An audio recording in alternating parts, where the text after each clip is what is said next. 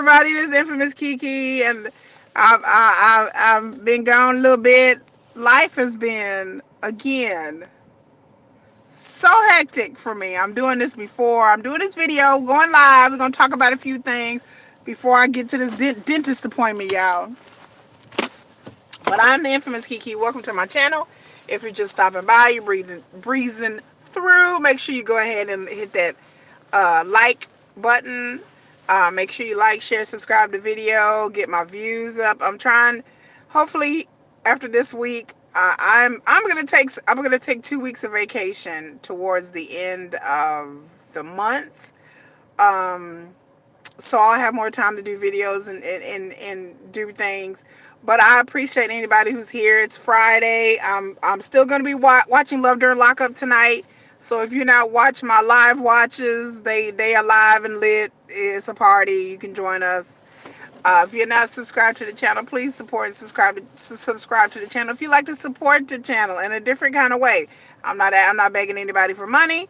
You know, we have no obligations. In the description, you will see a description of what I'm going to talk about, and also a link to one of my Etsy shops. So if you can go there, and if you just favorite things or just visit and give me traffic to my shop, you don't have to buy anything. If you want to buy something, that's even better. I have a discount. If you use the code CARD20, you will get 20% off. I hope this video isn't laggy, because I'm in an area, real high construction area. So, you know, I do apologize if it's a little grainy, it's a little laggy. I don't know. I'm going to get my teeth done, get my wire replaced. I've had braces for a year now, and I didn't have crooked teeth. I had one tooth that they had to pull. And so instead of spending thousands of dollars to get a fake tooth, because it wasn't supposed to be in there in the first place, I have extra tooth. So they decided to pull it, and then I have braces. And I had an overbite, so they're like, let's go in and fix everything. Braces are painful, y'all. And I couldn't get a Invisalign. My insurance wouldn't pay for it. So there's a little glimpse into my world. It has been really hectic. It's been really busy this holiday season. I work a regular job, if y'all don't know, and then I also have 2 Etsy shops. So it has been busy, of course. It's the holiday season, so I think I'm dealing with like 20 orders a week, which is a lot for me, considering that I'm a small business owner. With my kids and my mom, we make my own stuff, so it is what it is. But I'm glad to have the business, and then my work has been really, really, really hectic lately, really busy. But anyway, I digress. What are we going to talk about today? We're going to be talking about, unless you've been under a rock, the first story we're going to talk about, because we're going to talk about Brittney Griner, Boy in the Box, and we're also going to talk about Raphael Warnock, and then we're not going to do it in this order. First, we're going to talk about Raphael Warnock. If you don't know, I'm not in Georgia. I'm actually in Texas. But if you don't know, maybe you're not hip to politics, but there is a Georgia senator named Raphael Warnock. Well, before he was a senator, he was a reverend at Ebenezer Baptist Church. I believe that's the church where Martin Luther King preached at. It's a historic black church. He's also a college man, and he's done a lot of work in the community even before he became a senator. Well, there was a senator that stepped down 2 years ago. And so when he stepped down before his term ended. So he had 2 years left on his term. I think this particular senator was elderly. He was old. And so he stepped down. And so other people want, 2 years. So whenever you step down as a senator before your full 6 years, whatever time that you have left, then they have to have an election for the remainder of your term. So he had 2 years left. So they had an election, and Raphael Warnock, who's never been a senator before, won 2 years ago. But he was finishing the 2 years of that previous senator's term. So this time he had to run, 2 years later now, in 2022, so he could serve his term of 6 years. Senators serve 6 years. So the first time he won, it was an uphill climb. This time was a little bit, it was uphill climb as well, because there was something called a runoff. In some states, if the race is really close, then they have to come back in like 3 or 4 weeks and have another election. Is called a runoff, or or if there's several candidates and they all come close, then they have to come for another election runoff, which the history of runoffs in states and how that is law is a very convoluted thing, and it's very racist, and the origin of it is racism. I'm not being glib, I'm being honest. The origin of, if you look up the history of the runoffs, it was basically because they didn't want, like back in the early days, like the late 1800s, they didn't want black people really racist. So whenever it would be really close and a black person win, they like, oh, we do a runoff, and so we rally the troops and intimidate the black folks so they don't vote again. And then they sound the alarm to all the racist white people, like, oh my God, this black person's gonna win. And then they have a runoff, and then of course the black person would lose because they go out and the KKK would intimidate people. They would intimidate black voters so they wouldn't vote. And so when it came for them to do a runoff, the black person would inevitably always lose. So the history of the runoff it was started by racists, like real talk. Go look it up. So yeah, there was a runoff.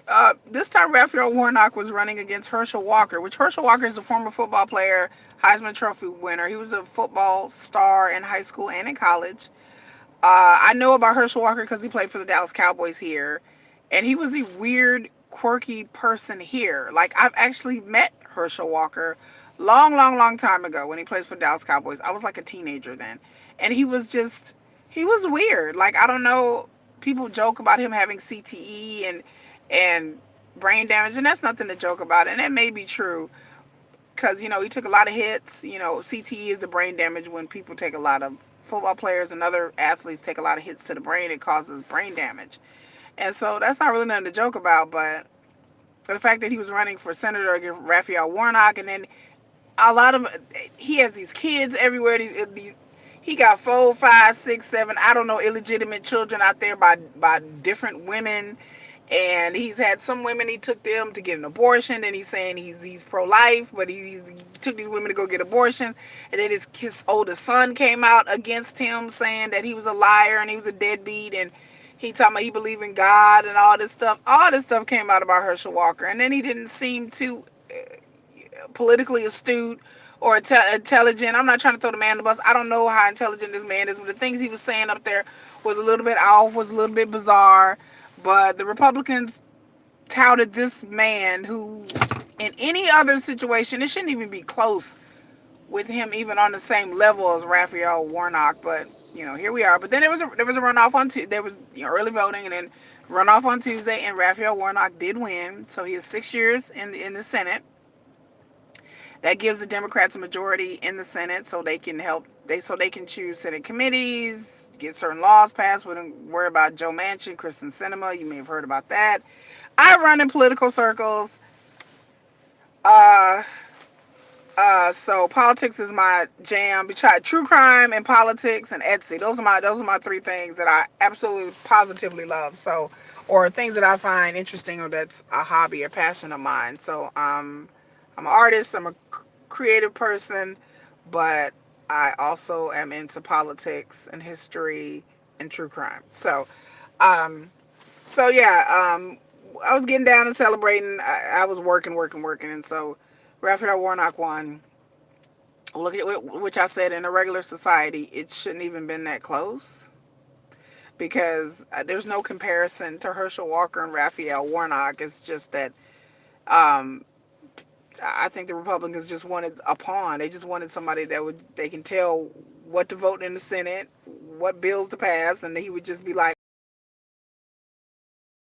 evident that Herschel Walker wasn't very astute. I'm not calling him dumb. I'm just saying, politically. And, I do have to say people are, on Fox News, and Republicans are like, why do we lose these elections? Because y'all are too busy talking about don't say gay and CRT, and nobody cares.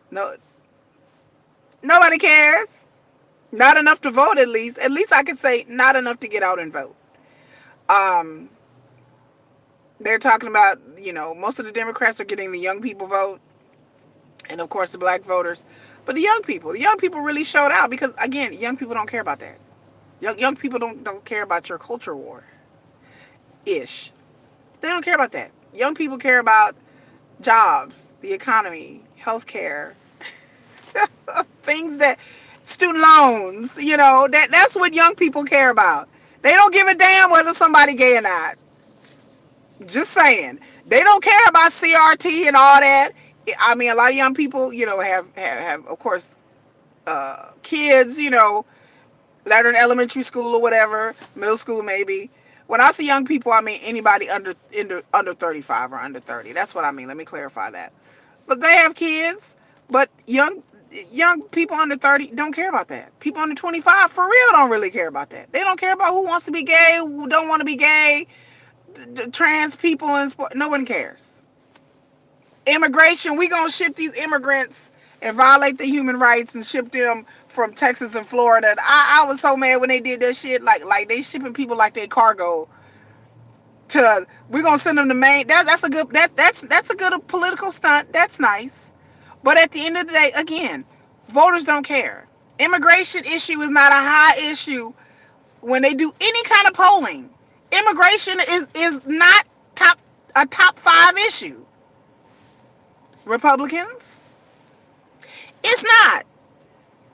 So-called critical race theory or whatever, which is a smokescreen for just you want to be a fucking racist and teach American myths instead of history. Nobody cares. I mean, there's a certain segment of group that cares about that, but at the end of the day, you have to bring voters in. You have to be talking about something. Like I said, I don't hate Republicans. I don't dog on Republicans, but I need y'all to talk about something other than culture war issues. I don't care about drag queens. Y'all spend so much time trying to hate on gay people that I'm like, there are people in various places protesting drag shows and pride stuff. Y'all not protesting the fact that the environment is under attack. People are poor. People are needy. No, y'all against transgenders and gay people. That's what y'all spending. Not all Republicans, all conservatives, no. But I just see a lot. That's what, and then the news picks it up, and that's what gets the attention. But really, at the end of the day, social media and media is not a gauge of what real people are out here doing. Real people are worried about housing crisis. Rents keep going up, up, up. Mortgages keep going up, up, up. There's a shortage of housing in Texas. They care about inflation. We care about the economy. We care about, like I said, student loans, education, healthcare. I need Republicans to start talking about some of this stuff. And then they wonder, like, oh my God, why do we lose some of these elections? Because talking about your fucking gay immigrant race issues is not, people are not checking for that, boo. I ain't never checked for none of that. I don't care about cultural issues. I care about money. Money is the great equalizer. Because at the end of the day, if you have money and power, you can do whatever the hell you want to do, and apparently people will make excuses for it. Herschel Walker, you can take women to go get abortions and say you're pro-life. You can pistol whip women and be like, oh, I'm for women, and I'm a Christian and I'm a good person. And people be like, well, yeah, they made some mistakes. People will make excuses for your bullshit if they want to use you or you have enough money and power and access. I've learned that. Morality goes out the window when we're talking about money and power. You could be the worst woman, worst man. You could be ignorant. You could be selfish. You could be all of those things and more.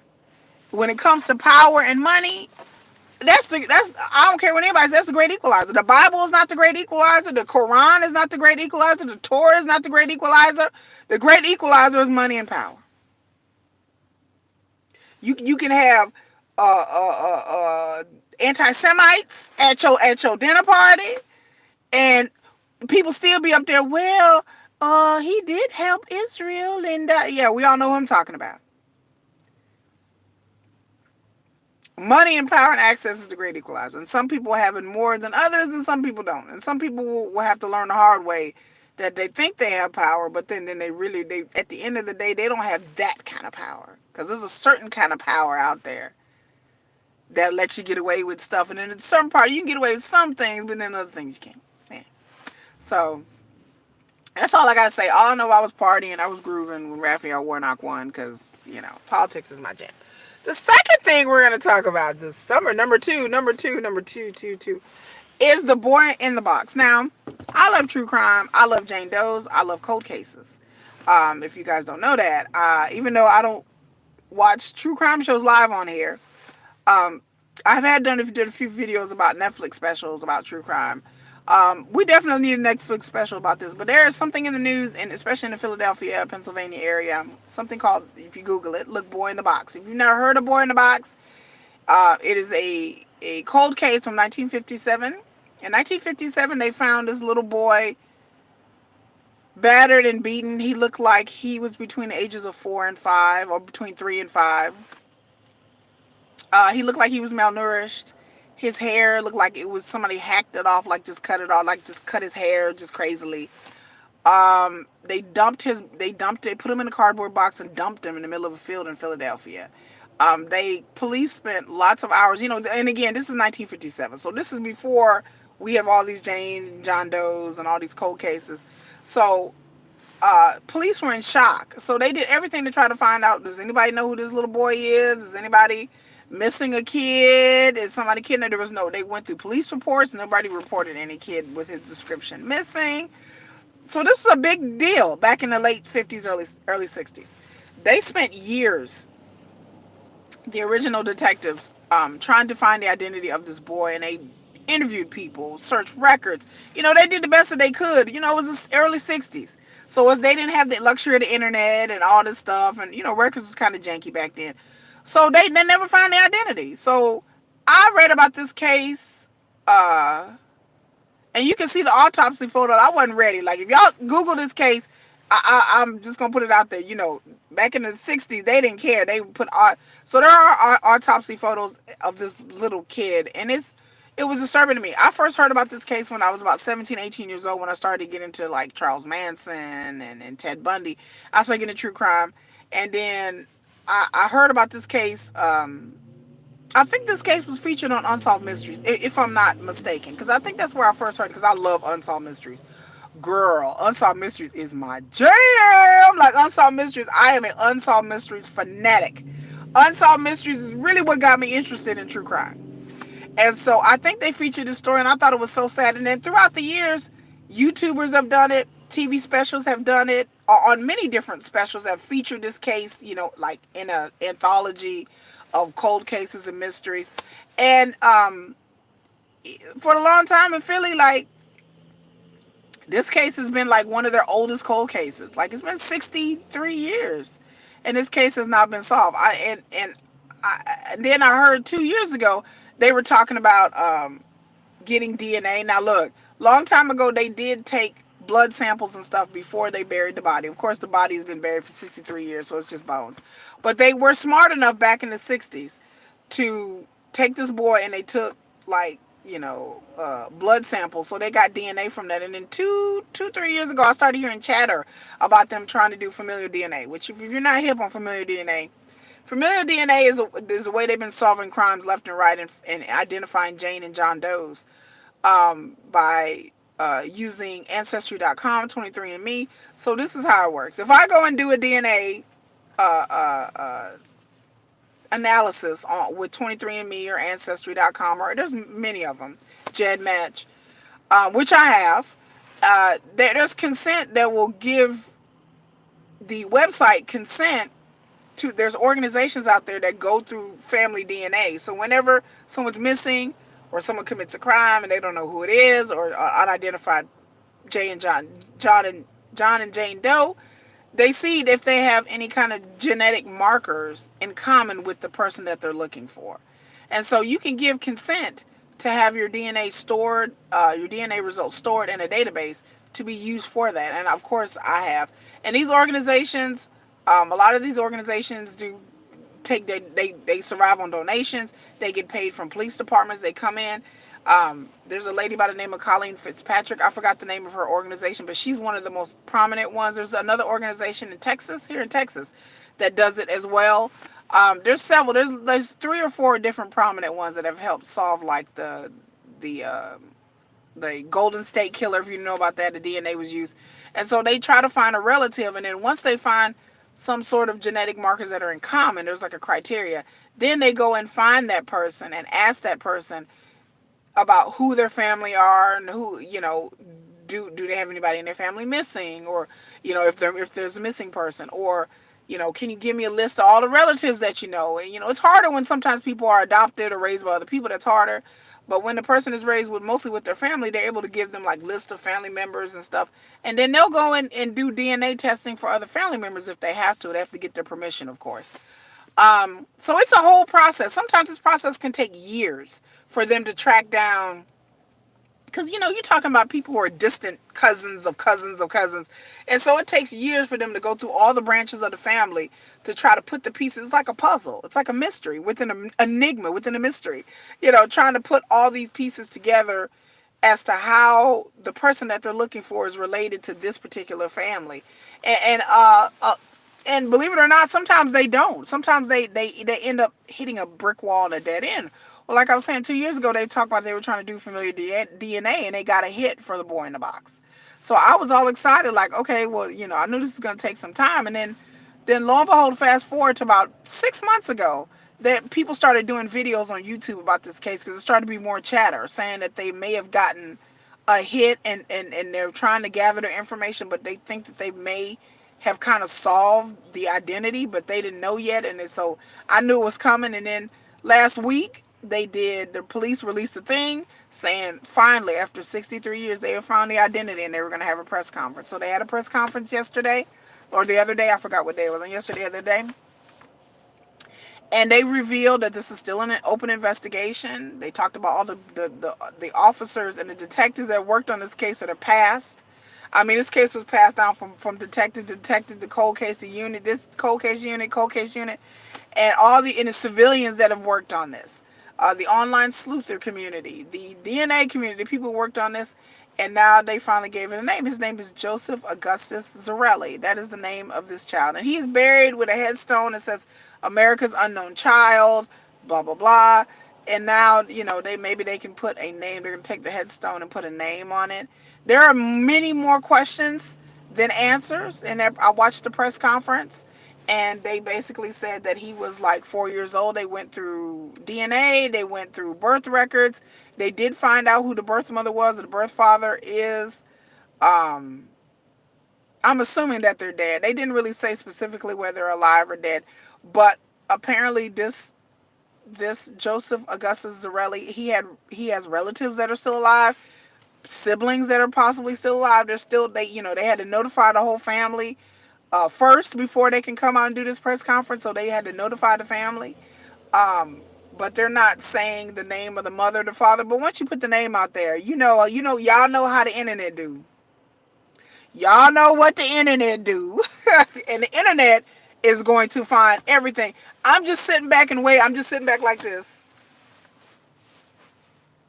just waiting for the internet to do what it do, baby. Because y'all, like I say, y'all know what the internet is. Once you put a name out there, people are going to go dig up records. People are going to go find out who the parents is. And once their name is out there, people going, we live in an electronic age, people are going to do it. And I am here for all of it. Somebody beat this kid, dumped him somewhere, took this kid's life. I have my own sneaking suspicions. The way that, you watching the press conference, you can kind of read between the lines, because that apparently, I feel from what I watched the press conference twice. I kind of feel like maybe this woman had kids, and then gave some up for adoption. I don't know, she raised all of them, but the way the police was kind of talking is like they kind of had a hard time finding, or not a hard time, but kind of like a challenge finding the siblings for little Joseph, that they had time. I just got that feeling. I don't know, maybe it's just me. Y'all watched it. If you watched the press conference, what do you think? If you haven't watched the press conference, just go online and Google it. You can Google it on YouTube, Boy in the Box press conference. But I just have the way that the lady was talking, I just felt like reading between the lines, she wasn't trying to, divulge people's names and information. They want to keep that sealed because it's still an active investigation. People gonna find it out. But the way they're kind of speaking is kind of like they had a hard time kind of piecing together the siblings of this person. So I'm thinking maybe the siblings weren't raised by the mother, and maybe she just wanted to get rid of the child, and then they found the father, and the father's side of the family, and they wouldn't say exactly who or whom, or if the father's still alive or not. Like I said, I doubt he's still alive after 63 years, unless he's in his 90s maybe. I don't know. Could be. But perhaps he has half siblings. The boy in the box had half siblings on that side. I don't know. There's a lot more investigation, a lot more things to do. So stay tuned, folks. I'm gonna keep watching it, and ready for the internet sleuths to do what they do. Because I'm sure there is a story there that needs to be told. And somebody's been keeping secrets. And I don't know who. Somebody knew that knew what happened to this kid. And I'm sure that the people who probably did are probably long gone. But I'm just curious to see, what really happens and what they dig up about. Because, this family, it need to be dug up. The truth needs to be told. I'm all about the truth. And to be honest with you, with this whole situation, the truth definitely needs to be told, regarding this regarding this poor child that lost his life. And most probably at the hands of his parents. Because nobody reported this kid missing.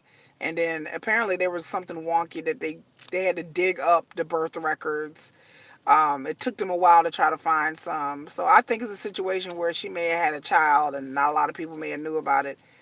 And God knows who the father was and what the situation was there. And I don't know. We'll see it, but it's probably some very tragic tale, y'all. And that I'm sad to hear and see, but interested. And then the last story we get into is Miss Brittney Griner.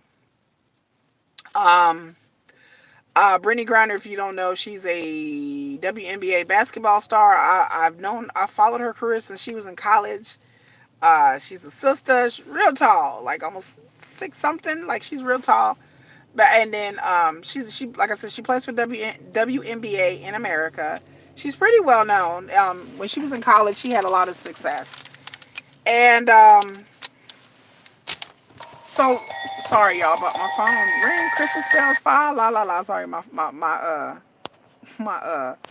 phone is going off. But so Brittney Griner, during a lot of basketball players, not just women, but a lot of basketball players, especially the low level ones. We're not talking about like just LeBron James or nothing, but some of the low level ones, the bench warmers, D League practice team, or whatever. They in the off season they go and play basketball overseas for different countries. It helps bring in extra income. I'm thirsty, y'all. Sorry. It helps bring in extra income for their families.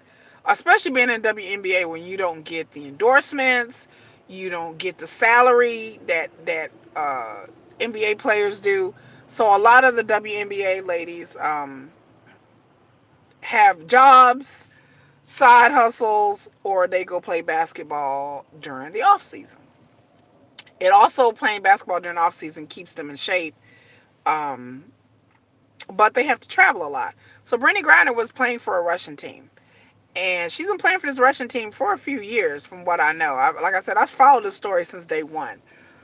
And she's played for the Russian team for a few years. So she's gone back and forth to Russia. So right around the time the Ukraine war broke out, early this year, and the United States was giving out advisories telling people to not travel to Russia, not travel to the Ukraine, or anywhere over there.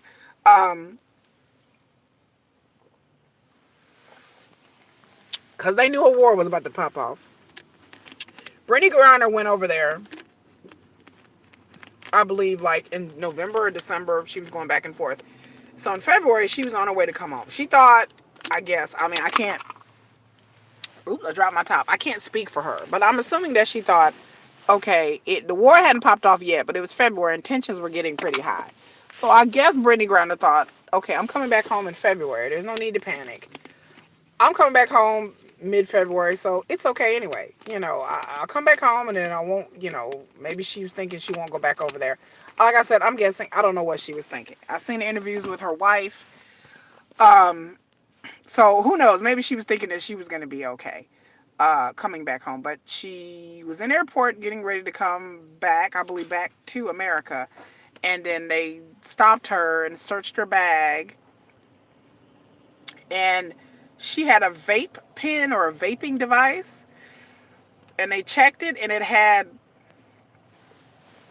depending on what news article you read, CBD oil, hemp oil, some kind of marijuana-esque THC oil. Let's put it that way. Oil, residue, not in the cartridge, residue. Okay? Now, here in this country, that's not illegal. I'm looking right now, there's a CBD place over here. CBD oil, hemp oil, THC, in some places, is not illegal. People sell it.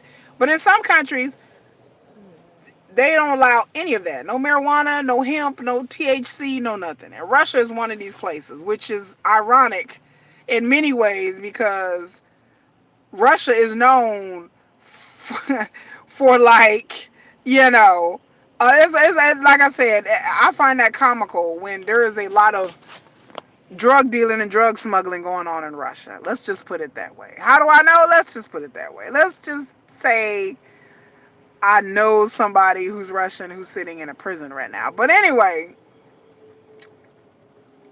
let's just leave it at that.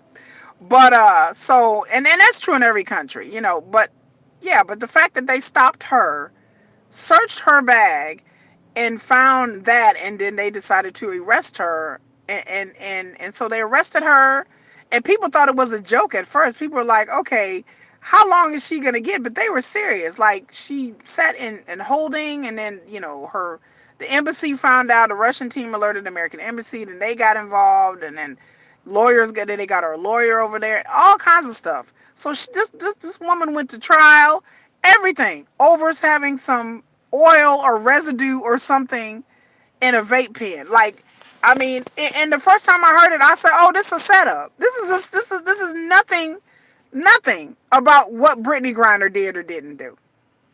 This is not her fault.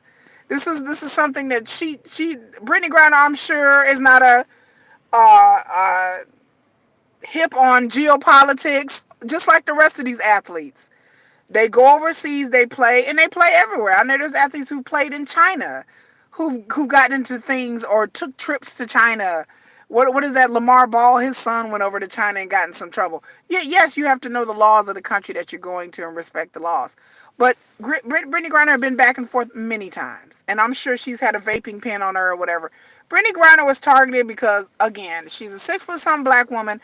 I'm sure they probably figured that she was some sort of celebrity or basketball player. I mean, she sticks up like a sore thumb. A 6'5" black woman over there. Yeah, most likely and I'm sure.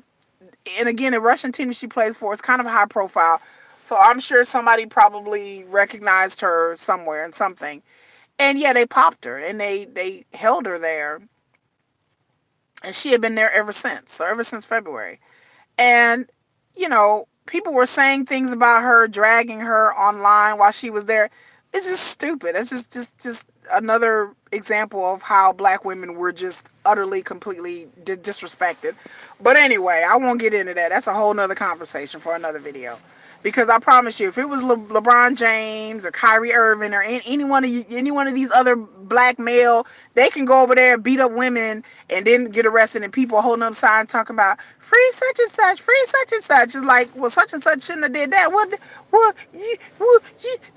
And people make excuses for it. Brittney Griner didn't do anything wrong. She got caught up in some geopolitical bullshit and some Putin shit. Okay. Let me add this in there also. So, Brittney Griner is not the only American that was in a Russian jail. Trevor Reed got released. Trevor Reed was a civilian, a civvy. And he got caught in Russia for disorderly conduct. Something that would be no big. He didn't hurt nobody. He didn't beat nobody up. Nothing like that. I think he got a little too much vodka got into it with some police officer or something over there. He had been sitting in jail for 4 years. They got Trevor Reed out. Nobody said anything about them getting Trevor Reed. While Trevor Reed, before Trevor Reed got in there, and while he got released earlier this year, there is another prisoner named Paul Whelan, who's a Marine, who they have him not on marijuana oil, not on disturbing the peace or drunk driving. Paul Whelan is on there on espionage charges. So Brittney Griner gets released yesterday, and people are on the internet going, well, there's a Marine over there. Paul Whelan is on espionage charges. Not fighting somebody at a bar, not with some marijuana oil in his vape pen. Espionage charge. Now, Paul Whelan's family came out and said they had no issue with Trevor Reed and Brittney Griner, that they tried to get Paul Whelan out. But there is a huge political and legal difference than Brittney Griner and Trevor Reed's situation than Paul Whelan's situation. So for Trevor Reed and Brittney Griner, they had to trade. They had to trade a prisoner for a prisoner. Trevor Reed, there was some dope dealing arms, some dope dealer cocaine magnet guy that they traded for him, that the Russians, I guess, wanted him. And again, let me tell you something right now.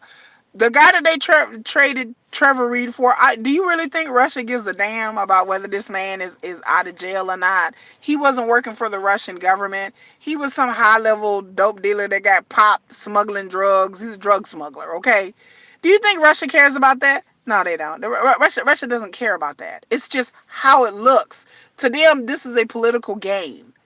Look what we made the United States do. So people don't understand. People are on Twitter or internet talking about stuff that they don't understand geopolitics. I barely understand geopolitics, but I understand enough to know that, like, I took political science in college and international political science, and I have enough knowledge to know that they don't really care about getting these people out of prison. It's just the way it looks globally, the way it looks politically in their country, and also around the world. So people got to understand, taking in some context. But that Marine that's sitting in a Russian prison now, his family came out and said they know he's going to be in there a while. He's been in there a while. They weren't upset that Trevor Reed got out. They weren't upset that Brittney Griner. So Victor Bout is the guy that they traded Brittney Griner for, and he's an arms dealer. Like, this man is responsible for providing arms to the Congo, Africa, Libya, Syria. This man is a big deal. Now, I can see the Russians kind of have invested in wanting him out, maybe, but Russians don't care about that. To them, they really just clout chasing. That's really what the Russians are doing. Putin is clout chasing. And countries trade prisoner for prisoners. They do this all the time. It just makes news here because we're talking about Americans. But in other countries, not the United States, countries trade prisoners. This happens throughout the year. Like, this happens in other countries, not just here. There are international, like somebody being a basketball star or movie or TV star. Now, that doesn't happen often in other countries. But yes, famous people go to other countries and get in trouble in different countries. It happens. So, and then not so famous people, tourists, will go places, get popped, get stuck in another country, and then their country has to negotiate sometimes to get them out on certain terms. And sometimes there's a prisoner swap if the person is high profile enough. But again, this doesn't make news in America because, again, America, we don't care about what happens overseas. I do. I watch international news. I do. But yeah, this happens in other countries. So it happens in America, it blows up and makes international news. But it doesn't blow up and make international news in other countries when other countries do it. But Victor Bout is definitely a criminal. But, however, one thing that I haven't pointed out, people haven't said, Victor Bout was scheduled to get out in 2029. So it's not like he was in prison for life, or he was going to be there for the next 20, 30 years. Victor Bout was going to get out in 2029. So he was going to get out in 6 years. So all the United States did was just release him early. But yeah, he was scheduled to get out in 2029, y'all. And again, I haven't heard a lot of people say this, but it's just the truth. But there's a lot of people online, celebrities, football players talking about shit that they have no idea what they're talking about. Oh, they didn't release the Marine. Oh, he's down espionage charges. And let's be real. Do I think Paul Whelan was doing espionage? I don't know. I don't know enough about it. But the fact that the Russians got him on espionage charges, I'm like, okay. I said that a long time ago. I was looking, when I heard about this 3-4 years ago, I was looking like, was he there? He said he's innocent. But I'm just like, I'm not going to die on that hill. Like getting somebody out of prison in another country for on espionage charges. Yeah, he might be in there a hot minute. You know, trespassing, disorderly conduct, vaping pen, drinking, destroying private property, other little stuff that tourists and journalists. But spying, espionage is spying, y'all. So yeah, poor Mr. Marine is not gonna get out in any time. He's in the military too. He's not a civilian. Let a military person from Russia come over here and get accused of espionage. Do you really think that we would let them out? I don't think so. I'm like, do you really think we would let them out? If they were in a Russian military, a Russian Marine gets arrested in America for espionage, do you think they would get out anytime soon? Hell no. Hell no. They wouldn't get out. They just wouldn't. There's some sitting in jail right now on espionage charges that work for different governments all over the world. Do you think they getting out? They ain't gonna see the light of day. Paul Whelan, unfortunately, I don't think he's gonna see the light of day anytime soon. You don't be a Marine or even a former military and go over to another country and get accused of espionage. Which, again, I think people don't understand espionage is spying. Whether he was doing it or not, I don't know. It's not like the State Department's going to admit it. Well, the State Department's going to be like, yeah, he was spying. Do countries send spies to other countries? Of course they do. All the time. Even to this day. Even if a lot of stuff that you see in movies and TV is fabricated lies, but some of the stuff is real. Like, some of the stuff is real. The CIA has operatives all over the world. Like, so I don't know if this man's guilty or not. I hope not, but you know. But anyway, but I was happy. I was celebrating yay to Brittney Griner get out, and I just, you know, people trying to throw her under the bus and Biden, and look, that's a good thing. I'm telling black people take. I'm taking win. We didn't took too many L's in the black community. It's about time we take some wins. We just can't keep taking L's all the time. So it's about time we take some wins. So you take your wins where you get them. You know, I just get tired of the doom and gloom squad in the black community. Like, not everything. I celebrate any kind of victories. Any kind of victories. And these 3 stories have definitely been something good and positive that I could look and see. Okay, because there's so much negative. And so when something positive happen, just celebrate it. I take it in. I'm celebrating this week. I'm happy. I'm really, really busy at work, but I'm taking it in. So I'm celebrating the fact that good things have happened this week. So anyway, this is my video. That's all I got to say. I got to go get my teeth fixed. Y'all like, share, subscribe, comment, read the description, shop at my shop. And until next time, people, until tonight, bye. Oh, and a happy birthday, Gio. Happy birthday, Gio.